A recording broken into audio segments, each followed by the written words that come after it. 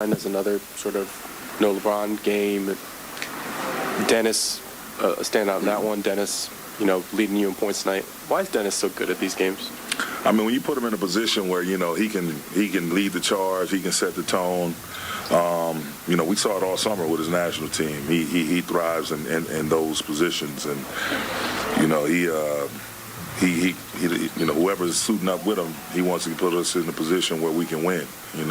Regardless of who's in, who's out. As long as he's playing, he's gonna give it his all.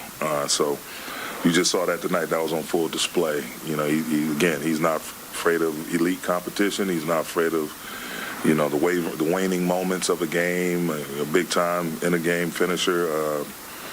It's just who he is. That's the blood that runs through his veins, man. He's a big time player. Darvin, I'll be more courageous than Dave. Who's going to start San Francisco? I'll be just as courageous and tell you, not now, no comment. Thank you, Dan.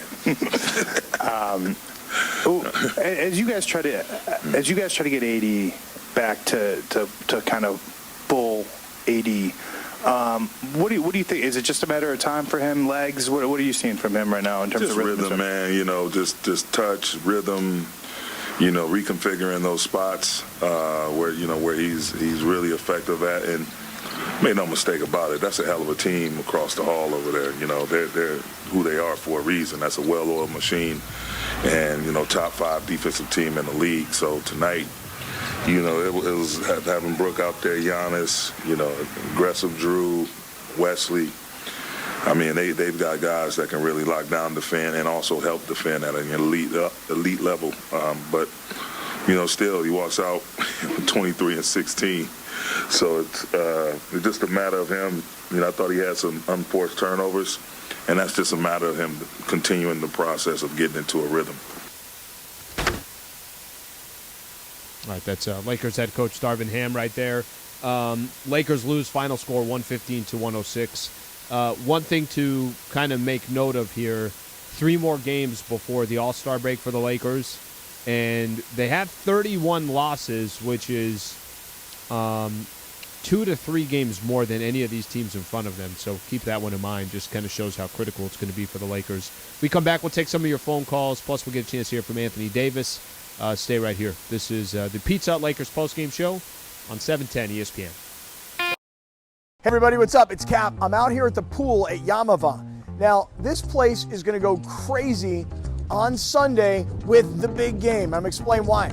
Because for every touchdown scored, Yamava is giving you $1,000. Do you understand what I'm saying? We need a very high-scoring Super Bowl so you can win lots of money. And I plan on giving away a lot of Yamava's money. I'll see you here on that Sunday.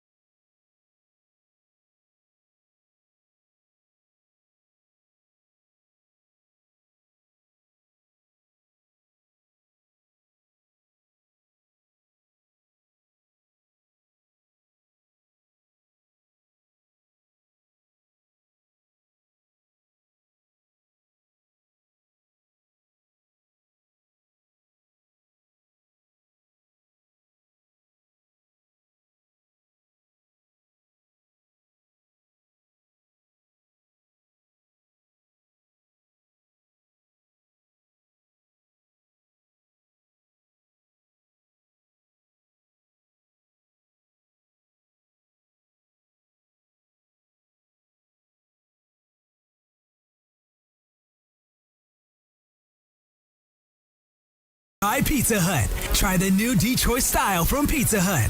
No one out-pizzas the Hut. Hi, this is Anthony Davis of your Los Angeles Lakers. Hi, it's LeBron. The Lakers play here. It's time for Lakers Postgame with Sliwa. Now, here's Alan Sliwa. High Points in the Paint all season long is sponsored by Vista Paint. Right now, local residents can take 40% off on factory direct high-quality Vista Paint products. A Vista Paint team member will show you how locally owned, manufactured, and operated since 1956. Visit vistapaint.com and start saving. Bucks over the Lakers, points in the paint, 54-44. Bucks over the Lakers in the game, 115-106, the final score. Mentioned a couple times, Lakers now 6 games below 500. Let's take a couple phone calls, then we'll go to Anthony Davis. Let's go to Neil in Porter Ranch. Neil, what's going on? Alan, I am excited about this Laker team, and I've been following them since Bill Sharman, Jerry West, and Mitch Kupchak were the general managers of the team. I think Rob Pelinka gets an A++ for what was done in the past few days in acquiring players for this championship run. And I'm not kidding you when I say championship run. The addition of players, the mature and veteran of D'Angelo Russell, Malik Beasley, Roy Hachimura, Mo Bamba, letting Russell Westbrook have a new invigorated career elsewhere. I think that it will allow some other players that are on the Lakers, like Austin Reeves, and just other players blossom and flourish and play better. And we heard that the locker room was not a pleasant locker room, and I think it will be. Alan, I'm so excited. Neil, I appreciate you calling in. Let me respond to some of the stuff that you said. So, I love that you're excited. I like that you like those trades. I mentioned this morning. I mentioned it yesterday. I think the Lakers are better today than they were 48 hours ago. But I'm also, I don't want to be too optimistic until I see what it looks like, because you can look at trades. I think it was critical that Russ is no longer a part of the team. I think it's critical that the Lakers move on from some of the players that they had. I'm not going to lose sleep that Patrick Beverley's not there. But I'm also, we have to be realistic of where the Lakers are. They're 6 games below 500, and they have 26 games left. Doesn't leave you a lot of time. There's not a lot of margin for error. And while they try to gain continuity, and they try to figure out the chemistry, and they try to figure out strengths, weaknesses, and everything else, you don't have much time left. So you said to go make a championship run. You will not hear those words coming out of my mouth, because I think that's so far out there. All I could look at is, can they get in the play-in tournament? And then if they're able to get in the play-in tournament, then the goal is, can they be one of the top 8 and get in the playoffs? Then if they could be one of the top 8 and get in the playoffs, then you start looking at, okay, is it Nuggets in the first round? How can you win 4 games against the Denver Nuggets? And that's the kind of step-by-step that I would look at this. I can't look that far, nor would I allow myself to, because to be honest with you, I don't think it's I don't even think it's a conversation. They're 6 games below 500, and they got a lot of work to do in these final 26 games just to be a part of the top 10. That's how I look at this team. And I still think that they got better over the last 48 hours, but I'm also trying to be realistic with what I share with some of the Laker fans out here. All right, let's see what we got here. Ken in Newport Beach. What's going on, Ken? Hey, hi, Alan. First, I was talking about the trades. The 2 things that the Lakers were really at the bottom of the NBA in was three-point shooting and defense. And I have to give props to the general manager and the front office, because they certainly helped the three-pointers. They've got 3 guys that can now shoot three-pointers. And I think when Bama's playing, and also a couple of the other guys, the defense is going to be much better. So congratulate them on that. And by the way, I went through the rest of the games, and yeah, I'm a little over realistic, but I got them at 18-8, and I think I could put them as high as 8th place. As far as today's game, I thought we would get more from AD coming off a terrible game that he played, but he really wasn't all there. But on the other hand, I always felt that Dennis was, I don't want to use the word scared, but intimidated to do what he does best, and that's move the ball around and take the shot when Westbrook was on the court. And even a little bit when what's his name was on the court. Patrick Tonight, yeah. he was free and clear, and it was one of the better games he played, and I hope that's what we're going to see the rest of the year. All right, Ken, appreciate you calling in. Let's take a quick listen. You mentioned Anthony Davis. Here's AD on the Lakers' loss to the Bucks. Great first defensive half, obviously, for you guys as a team. Managed to tie it there late in the second as well. How would you just kind of assess start to finish? Competed. Tough third quarter defensively.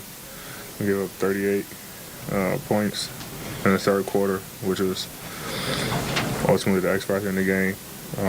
Made a run in the fourth to get back, but guys competed. Shorthanded. All the new acquisitions are getting ready for I think Saturday, but I think our guys competed. Played well on both ends of the floor. Had some miscues that they capitalized on, but for the most part, I think we did a really good job. You mentioned the new acquisitions. I guess starting there, just how excited are you to welcome him into the club, and then obviously that urgency to win, making him as comfortable as possible? Yeah, try to get some things in with him tomorrow. D'Lo is, D'Lo, able to score the basketball, play make, Malik sniper, and then Vando, elite offensive rebounder, another wing big that we added, and also defend multiple positions. Mo.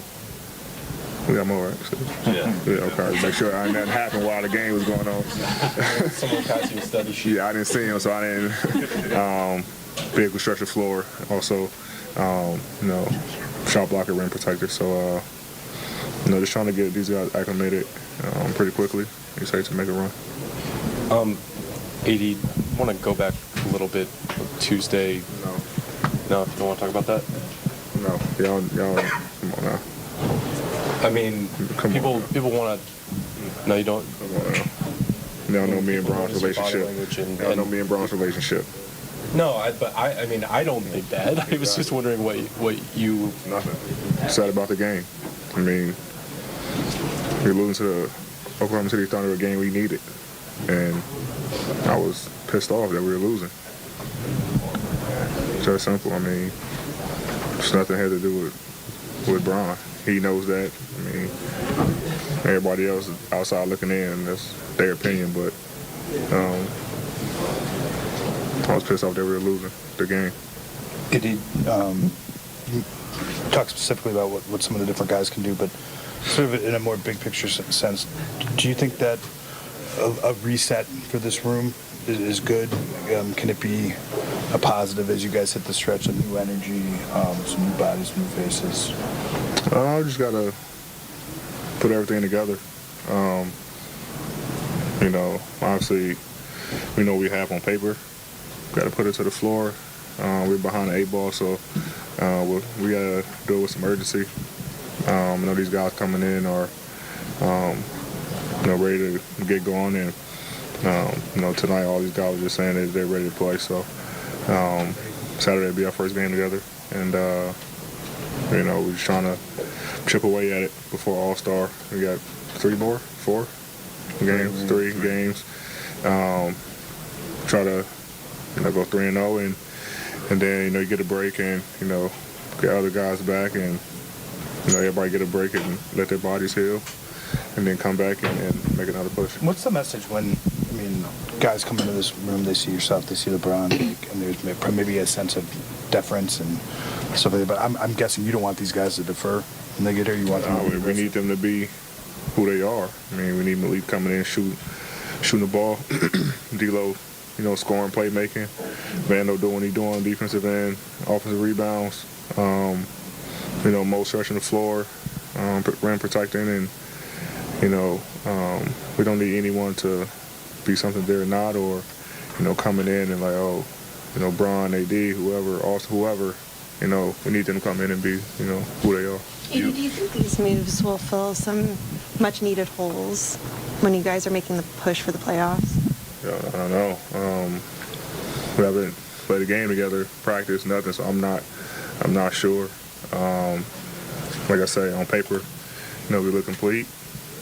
Shooting, playmaking, scoring. Add a little bit more experience. So, we'll see. But like I say, we look good on paper. Since you came here in 19, the constant for the franchise has been you and LeBron, and you've had a ton of teammates and haven't been through all that. Is there anything that you've learned that will help to fast track this process, knowing that basically you have 2 or 3 weeks to get this thing right before you probably run out of time? Yeah, I think the biggest thing is going to be me and Bron. Bron was already talking to D'Lo and Malik about some of the things, how we play. Obviously, their D'Lo's IQ is high. These guys' IQ is high, so they can pick up on things quickly. Like I say, it's going. I hate to say it's going to take time because we don't have time, but that goes back to these guys not deferring. These guys coming in, being aggressive, being who they are, and I think me and Brian are able to adjust as well to be successful. We don't want these guys coming in and not being who they are, the reason why we got them. So I think just me and Brian just having that leadership role of letting these guys know, be yourself, and we can figure the rest out as we go. Last two. What was your reaction to seeing Austin ISO'd against Giannis and crossing him over? I don't even remember the play, to be honest. Second quarter? Oh, no, anyway, yeah. On the front, on their bench, right? He's back. I mean, Austin has been a key piece for us this season. When he went out, obviously, able to score the ball, play make, toughness, defense, and we missed it. Now he's back. He's I think still on a minute restriction, but he's getting his legs back under him, getting his rhythm back, and showed tonight. And the more games he plays, the better he's going to feel. But it's a regular play for Austin. Russ obviously had his highs and lows here. What was your reaction to kind of seeing him be dealt? Be who? Oh, dog? Dealt. Russ. Oh, be dealt. How they say be dog? I mean, I think like he said before, it's a business. I was kind of in a situation in New Orleans, fans and organization, everything. I just tried to talk to him. I mean, we had a conversation today. I'm not sharing what we talked about, but, I feel like he's in a good place mentally. It can weigh on, someone when I feel like the world is on your shoulders, from a playing standpoint, from a media standpoint, fans, everything. So I'm not sure what's going to happen, with him, get bought out or what or anything, but I think, he's in a good place, and he's ready just to get back to being Russ, leaving everything behind that he had to deal with the past couple years, whether it's with the fans, media, whatever, us. I mean, but I want people to know, like, overall, like, Russ is a really good dude. I've been knowing Russ since I got in the league. We had the same agency, same agent, like, before. And me and him got really close. So outside of all the basketball stuff or what people say about him on the floor and everything, like, he's really a good dude. So, the perception on him is he's not and he's this and that, but I think he's gonna be fine. All right, that's Anthony Davis right there. Interesting listening to him talk about Russ. This is a new chapter for the Lakers. They've obviously moved on. That trade, which was executed over a year and a half ago, clearly did not go as planned, and now the Lakers will try to move on. They lose tonight to the Milwaukee Bucks, 115-106. We come back, we'll get a chance to hear from Austin Reeves. Stay right here. Appreciate you guys tuning in. Pizza Hut Lakers postgame show on Saturday. Hey everybody, what's up? It's Cap. I'm out here at the pool at Yamava. Now, this place is going to go crazy on Sunday with the big game. I'm going to explain why. Because for every touchdown scored, Yamava is giving you $1,000. Do you understand what I'm saying? We need a very high-scoring Super Bowl so you can win lots of money. And I plan on giving away a lot of Yamava's money. I'll see you here on that Sunday.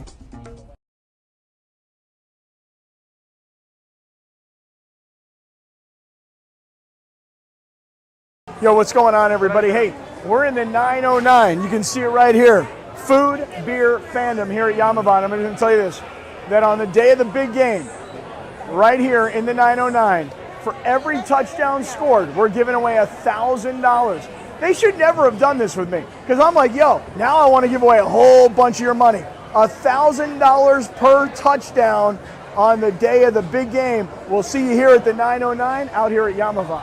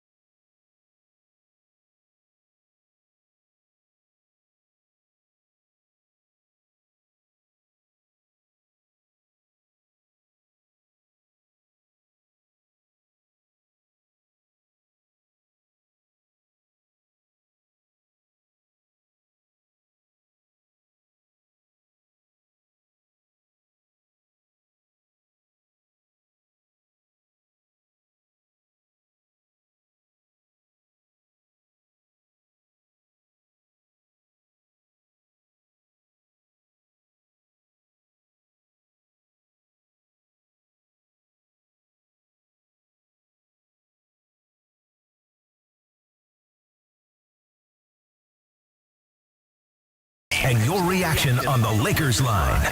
The Los Angeles Lakers on 710 ESPN. Presented by Pizza Hut. Try the new Detroit style from Pizza Hut. No one out-pizzas the Hut. Once again, here's Alan Sliwa.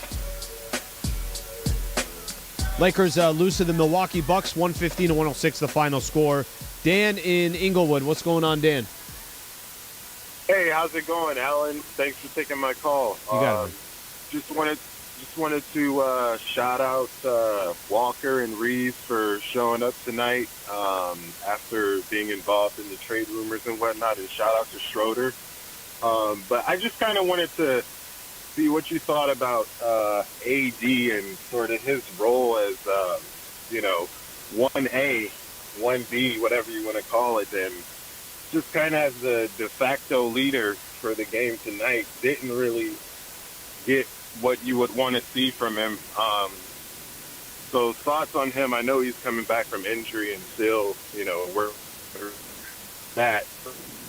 Just Sure, Dan. I'll take it from there, and I appreciate you calling in. So I'll tell you this: for me on the Austin Reeves and Lonnie Walker, nice to see them, get significant playing time. Not only did they just come back, but it takes a second to come back, and the lineup's been incredibly clogged. I don't think anybody knows how much playing time they're going to get. Austin Reeves had 18 tonight. Lonnie has 15. They both look good, and Dennis Schroeder, the 25 and 12. The Anthony Davis as trying to kind of lead the Lakers without Bron. You probably do it in certain games. Not going to probably do it against the Milwaukee Bucks, one of the best teams in the league. Look, they could focus on Anthony Davis. I think he had 23 and 16, shot 9 of 22. They could focus their attention on him and make other guys score, and that's kind of what they did. That was really their game plan on Anthony Davis tonight. If the Lakers are going to make a run, he's got to be great, but Bron's got to be in there too, doing his part and leading the team as well. Okay, let's take a quick listen here. Here's Austin Reeves on the Lakers' loss to the Milwaukee Bucks. Well, Austin, after the last game tonight, you looked like yourself again. Assuming you felt that way, how do you get to that point after being out with the hamstring, and how does that make you feel as you approach the next couple games, which are going to be different, right, in terms of all the guys you have coming in and figuring out what the lineups are? Yeah, I mean, it feels good.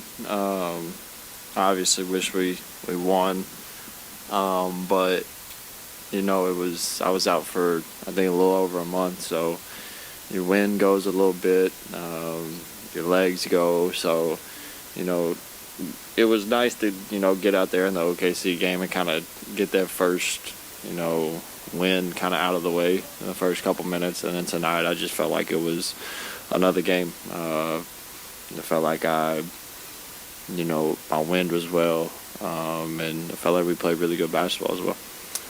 Not sure if you've had conversations with the coaches yet, right, about kind of what the plan might be and your role starting off the bench.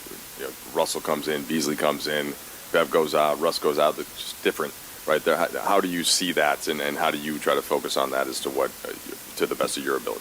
Yeah, I mean, I haven't had in-depth conversations with the coaching staff on what my role or anybody else's role looks like going forward, but one thing I know for certain, we're super excited. The guys that we got, we feel like everybody can kind of bring a different aspect to the game and kind of fill some holes that we had these first however many games we're playing. So we're super excited about that, and just for me it's kind of been the same thing since I started. I mean, just do what I can do to help the team be successful. I mean, if coach asks me to do one thing, that's what I'll do. If it's others, I'll do the same thing. But I feel like we got a group of guys that's just like that. So we're excited to get them, acclimated to what we got.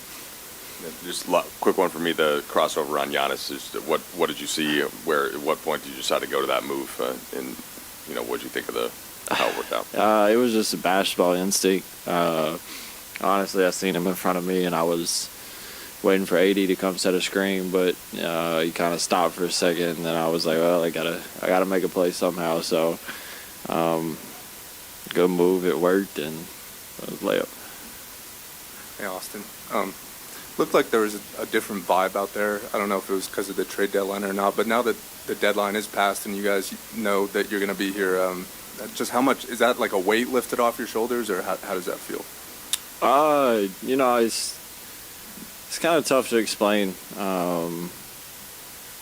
Not that, it's really much different, but like you said, it's after that, it's, you have what you have.